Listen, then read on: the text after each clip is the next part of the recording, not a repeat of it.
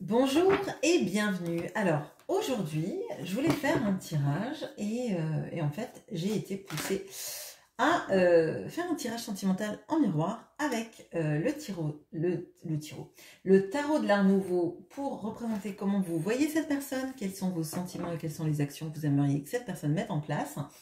Et de l'autre côté, du côté de votre autre, on va utiliser le tarot mouchin pour voir comment cette personne vous voit, quels sont ses sentiments et quelles sont les actions qu'elle a envie de mettre en place vis-à-vis de vous. Tout d'abord, je voulais vous remercier pour vos abonnements, pour vos commentaires, pour vos mentions j'aime. C'est très important pour moi et pour la chaîne, alors merci. Allez, on commence tout de suite. Alors, comment est-ce que vous voyez cette personne? On a le 2 de coupe, vous avez vu tout à l'heure, qui vient de tomber là.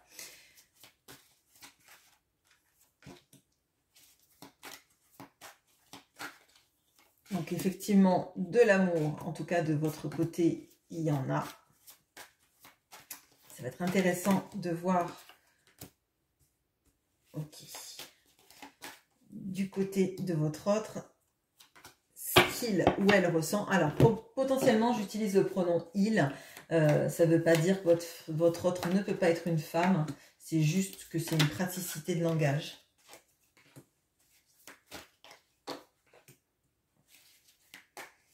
Quels sont ses sentiments?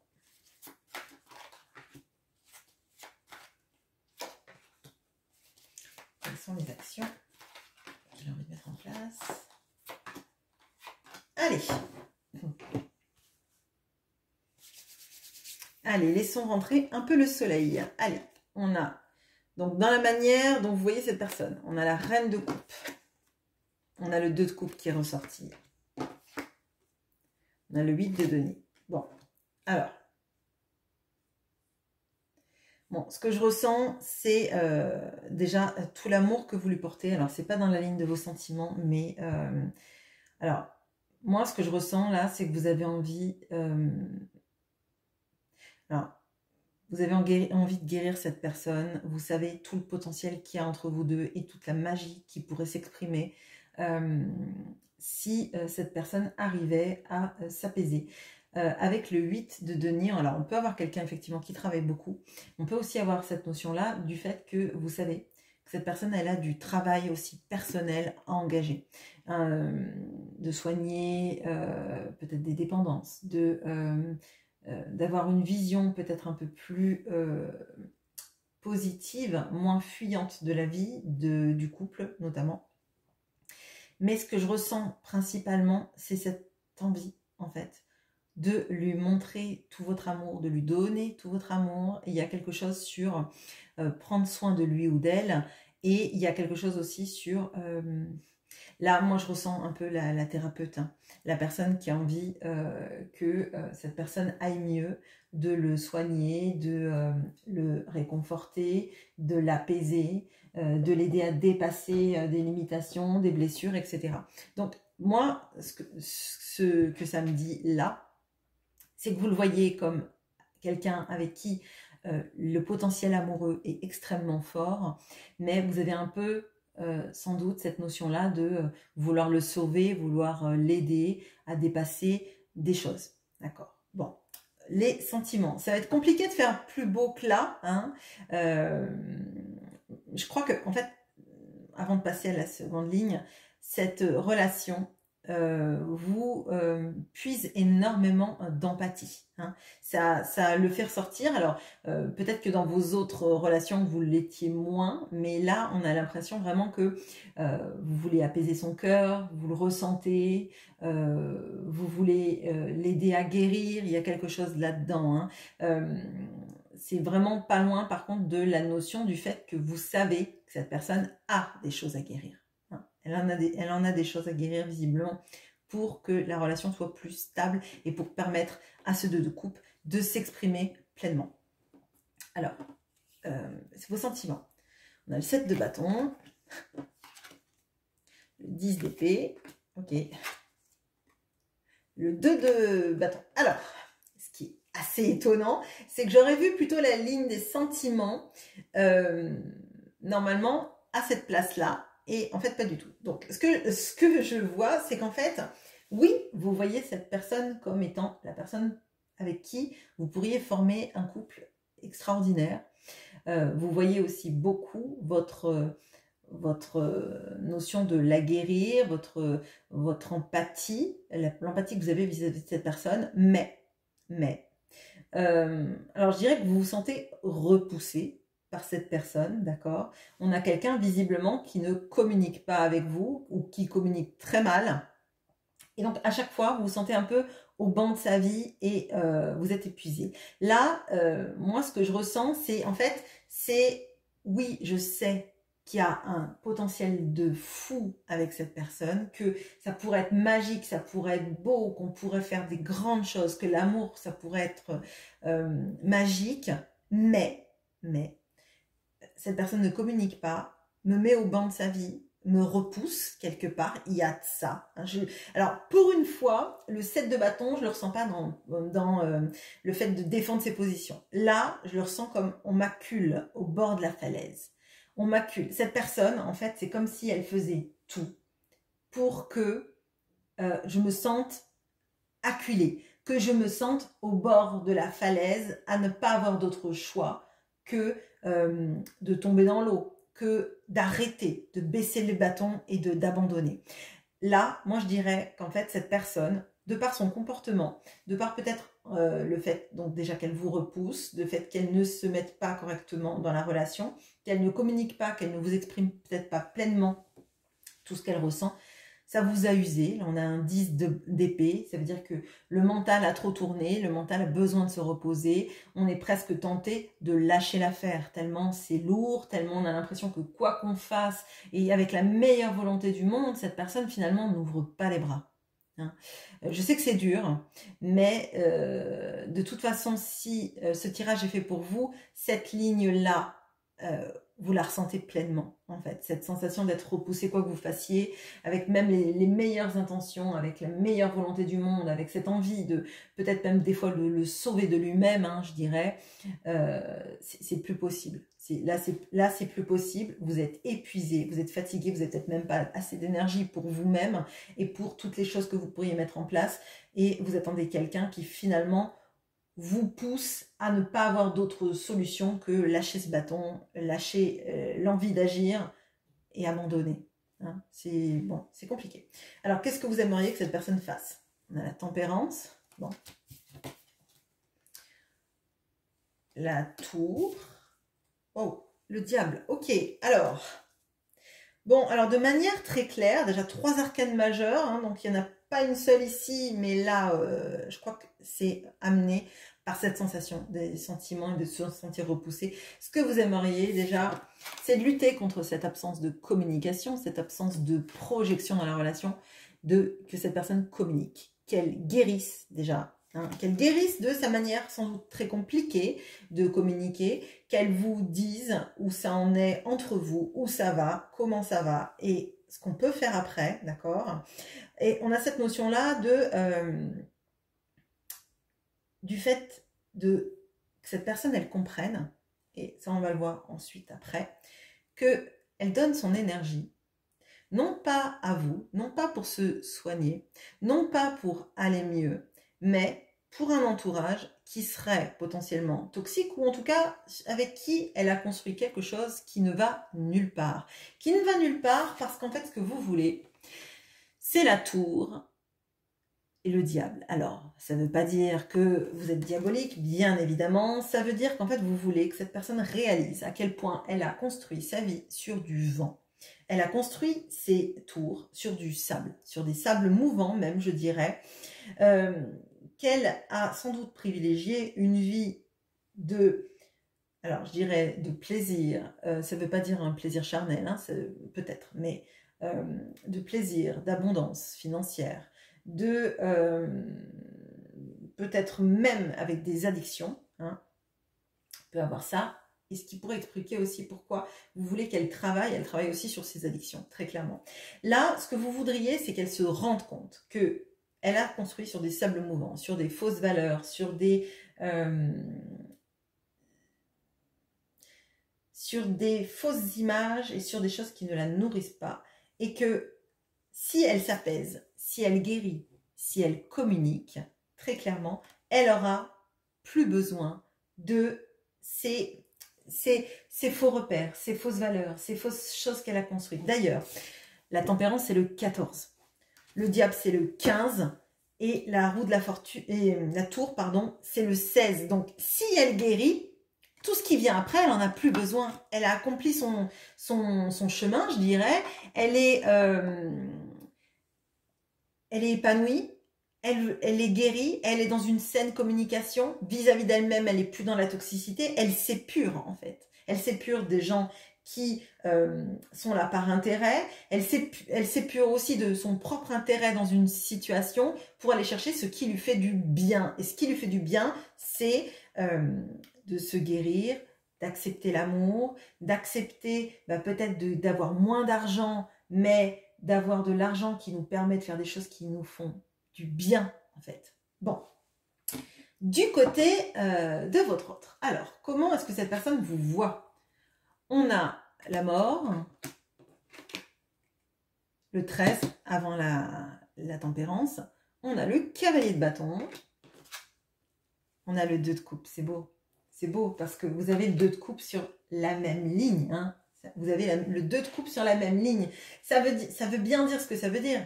C'est que chacun a identifié l'autre comme étant la personne de son cœur, la personne qui est faite pour lui. D'accord? Donc, tous les deux, vous vous êtes identifiés, vous vous êtes reconnus. Le lien amoureux, il est existant pour les deux. Il n'y a pas de faux semblants, il n'y a pas de je me suis trompée, je suis fou, je suis folle. Bien sûr, si ce tirage vous correspond, si vous avez quelqu'un qui vous maltraite, etc., vous avez beau vous reconnaître, l'amour, il n'est pas dans la violence. Hein, ok? Bon. Alors, là, qu'est-ce qu'on a?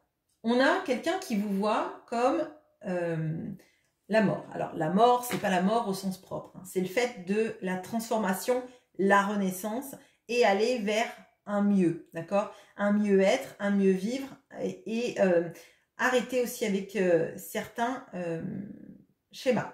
Alors, cet autre vous voit comme le cavalier de bâton. Ça veut dire que vous avez beaucoup de passion, vous avez envie de mettre en place des projets, vous êtes plutôt quelqu'un d'actif, hein, d'actif. Alors, si c'est pas dans votre vie professionnelle, c'est dans votre vie personnelle, vous êtes quelqu'un qui aimait que ça bouge, quoi. Vous n'êtes pas plan-plan, on va dire. Il faut qu'il y ait de l'intensité des sentiments, sans doute qu'il y ait de la passion amoureuse. Et cette personne, elle voit que vous savez vous transformer. Vous savez accepter l'idée que chaque fin entraîne un nouveau commencement. Donc là, vous avez une perspective mouvante sur la vie, c'est-à-dire que vous acceptez les changements, que vous savez que même si c'est compliqué de les acter, eh ben, vous allez y arriver. Bon, ça, c'est positif. Les arcanes sont belles. Hein. Vous aussi, vous aviez une bonne vision de cette personne. Mais cette personne, là où vous voyez qu'elle avait du travail à accomplir, elle vous voit comme étant capable d'avoir affronté donc la force, d'avoir affronté le pendu, d'avoir une nouvelle vision des choses et d'y aller en fait, et de l'acter et de passer des étapes. D'accord? Bon. Les sentiments de cette personne. On a le cavalier d'épée. Oh, on a l'étoile, magnifique. On a le 9 d'épée. Bon, alors, on a beaucoup d'épées. Donc, on a quelqu'un qui est mental. Vous en êtes au 10 d'épée. Hein. Donc, vous êtes j'allais dire vous êtes fané, pardon. Vous êtes fatigué. Je ne sais pas pourquoi fané. Bon, désolé, vous n'êtes pas... vous êtes sans doute une très belle plante, mais pas fané. Bon, là, on a quelqu'un qui est très dans le mental, mais c'est pas les meilleurs arcanes du mental. D'accord? Parce que le cavalier d'épée, c'est un peu la personne qui est tranchante, qui est impulsif, qui a besoin que les choses se fassent vite et qui a tendance parfois à imposer sa vérité. Hein. Et on a le 9 d'épée qui va nous parler un peu d'obsession, de mal dormir, de ressasser des choses. Et au milieu de tout ça, on a cette fois dans la relation amoureuse, parce qu'en plus, c'est sur la ligne des sentiments. Cet amour plus fort que finalement le mental, qui existe, qui coexiste, je dirais, dans son cœur, malgré le fait d'être quelqu'un de plutôt, je dirais, froid. D'accord? Là, je serais assez étonnée que vous ayez des messages énamourés, que vous ayez quelqu'un face à vous qui vous déclare sa flamme de manière extrêmement romantique, douce, tendre, etc. Alors, ça a pu être fait, mais là, actuellement, on a plutôt quelqu'un qui se protège, en fait, qui dort très mal parce qu'il est obsédé par vous, d'accord? Potentiellement parce que cette personne vous a identifié, mais vous met au banc de sa vie. Si vous, en fait, c'est pas une vue de l'esprit que vous vous sentiez repoussé et qu'il y a quelqu'un qui parle pas, etc., etc. Moi, je dirais que c'est quelqu'un qui parle pas des sentiments, etc. Mais ça peut être quelqu'un qui vous dit des choses qui sont pas forcément agréables, de type mais moi je me projette pas dans une relation, mais moi je sais pas si, je sais pas ça, c'est pas, enfin pour moi c'est pas le discours romantique, ça a pu l'être, et c'est pas pour ça pour autant que cette personne à l'intérieur d'elle, elle a pas de sentiments. Au contraire, on voit qu'elle en a. Déjà, elle vous a identifié. Le problème, c'est qu'on vit une vie de tous les jours dans une vie réelle dans laquelle on n'est pas des personnages de roman et qu'on a besoin aussi de vivre l'amour au jour le jour, je dirais. Pas, on n'est pas Madame Bovary, quoi. On vit pas dans ses fantasmes et dans ses illusions. On vit dans une vie concrète dans laquelle il se passe des choses avec quelqu'un, dans lesquelles on communique, on a des échanges d'amour, etc., etc. Ok, alors, là, effectivement, à l'intérieur d'elle, elle a cet espoir, elle a cette lumière intérieure qui brille pour vous, très clairement, mais on a quelqu'un qui se protège aussi parce que on a quelqu'un qui est très fatigué, qui peut être assez cinglant, qui peut dire des sortes de choses qu'elle estime être une vérité, mais qui sont sa vérité du moment et qui sont des choses heurtantes, d'accord? Ça, c'est totalement possible. Alors, maintenant, qu'est-ce que cette personne aimerait mettre en place vis-à-vis de vous? On a le 8 de bâton. Ok. On a la force. Et on a le 2 d'épée. Alors, là, effectivement, on a vu qu'il y avait un problème de communication. Bon, déjà, première chose que cette personne veut mettre en place, c'est la communication. Hein, la communication avec vous, et je dirais que de toute façon, elle s'y sent poussée. Hein, elle s'y sent poussée. Alors peut-être que c'est cette petite étoile, on va dire l'étoile du berger, on va dire que c'est Vénus, qui à l'intérieur de lui pousse au contact, au recontact peut-être, parce que on peut avoir un silence radio malgré les sentiments. Bon. Si le silence radio on va dire que c'est de son fait. Alors peut-être que vous voulez plus répondre aux messages parce que ça vous use et que les messages ils sont insipides, je dirais. Enfin désolé, hein. Mais je dirais que c'est comme cette personne qui pousse à ça, hein, parce que là on voit que vous avez voulu tout faire bien, etc. Qu'à un moment donné, on n'a plus l'énergie. Bon, on a la force. Donc la force, ça va nous parler du fait d'avoir les ressorts psychologiques pour se sortir d'une situation, pour essayer de dompter un petit peu tout ce qui, à l'intérieur de nous ferait paniquer, d'accord? Nous ferait peut-être même fuir. Hein. Là, on a quelqu'un qui veut être en paix avec lui-même, avec ce qu'il ressent, très clairement. On a 2 fois le 8, hein, donc on est une année en 8 en plus, donc là vous avez le 8 aussi. Bon. Là, on a vraiment quelque chose sur le fait de vouloir apaiser. Ce qui le fait peut-être même son côté impulsif. Mais c'est un côté impulsif vraiment de parfois dire des choses, mais vous vous dites, mais ça sort d'où ça? On parle de quelque chose de bien et puis cette personne me dit un truc et le moment d'après, c'est comme si tout avait été démoli comme un château de cartes, vous voyez, et ça sort de nulle part et ça sort en fait de ses peurs de s'engager, de ses peurs de dire les choses, le peur aussi de voir la vérité en face. Hein. On a cette notion-là, donc le 2 d'épée, souvent c'est le non-choix, mais c'est aussi le fait de regarder. Pourquoi est-ce qu'on ne choisit pas? Pourquoi est-ce qu'en fait on aime quelqu'un mais qu'on ne met pas les choses en place? Là, cette personne, elle a envie de se regarder en face là-dedans, de communiquer, de dompter, hein, de se dompter. Vraiment, ça va être le mot-clé, je pense, de cette guidance. Vous voyez, là, ce que je ressens, c'est peut-être quelqu'un, par exemple, qui est fuyant. On a quelqu'un qui a les meilleures envies du monde de communiquer avec vous, de vous voir, de vous dire qu'il ou elle vous aime, mais la bête, c'est pas Dr. Jekyll and Miss Hyde, mais on a un peu cette notion-là de la peur prend le dessus parce que, en fait, on ne s'est pas regardé en face. On n'a pas regardé quel était le ressort psychologique qui faisait que, alors que tout se passe bien, la peur prend toujours le dessus, vous voyez.